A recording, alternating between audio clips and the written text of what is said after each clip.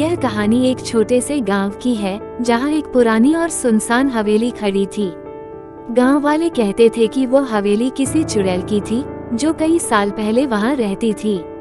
कहते हैं कि हवेली में रात को डरावनी आवाजें आती थी और जो भी उस हवेली में रात बिताने जाता वो कभी वापस नहीं आता था।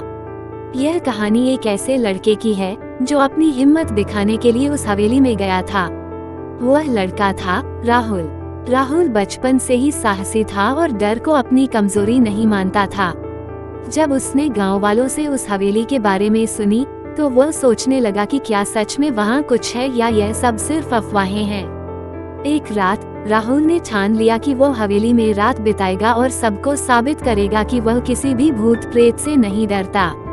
वह रात के अंधेरे में अकेले हवेली की ओर चल पड़ा। हवेली के पास पहुंचते ही राहुल ने महसूस किया कि हवेली का वातावरण बहुत ही अजीब था। हवेली के दरवाजे बंद थे, लेकिन राहुल ने देखा कि एक खिड़की की ग्रिल टूट चुकी थी। उसने उसी रास्ते से अंदर घुसने का निर्णय लिया और धीरे धीरे खिड़की से अंदर दाखिल हो गया। हवेली के भीतर घना अंधेरा था और चारों ओर कूड़ा और मलबा फैला हुआ था। राहुल ने अपनी मोबाइल फोन की फ्लैश लाइट जलाई और चारों ओर देखा। तभी अचानक उसे किसी के हल्के कदमों की आवाज सुनाई दी। वह चौकस हो गया और चारों ओर देखा, लेकिन कुछ भी नहीं था।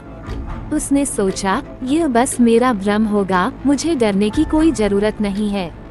राहुल हवेली के अंदर और आगे बढ़ा। जैसे ही वह एक कमरे के पास पहुंचा, उसे एक अजीब सी बर्फीली ठंडक महसूस हुई। कमरे का दरवाजा खुद ब खुद खुल गया और राहुल ने अंदर झांका। कमरे में एक पुरानी तस्वीर लटकी हुई थी जिसमें एक महिला दिख रही थी।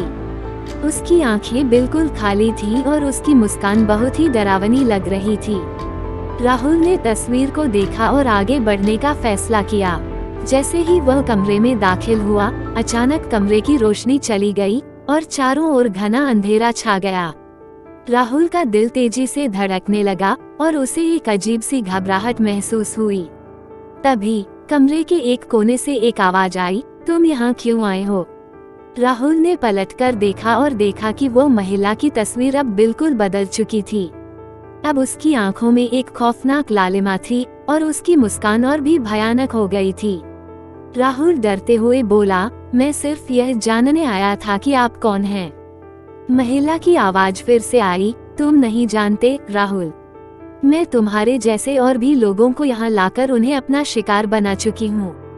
तुमने भी मेरी दुनिया में कदम रखा है और अब तुम कभी वापस नहीं जा सकोगे। राहुल का चेहरा पीला पड़ गया। उसने देखा कि महिला की आकृति अब धीरे धीरे सामने आ रही थी। उसकी लंबी और घनी काली बाल हवा में उड़ रही थी और उसकी आंखों से लाल रोशनी निकल रही थी। राहुल पूरी तरह से घबराया हुआ था, लेकिन उसने हिम्मत जुटाकर कहा, मैं तुमसे नहीं डरता। इतना कहते ही महिला ने चिल्लाकर कहा, तो फिर देखो राहुल, तुम्हारी आखिरी रात आ गई है।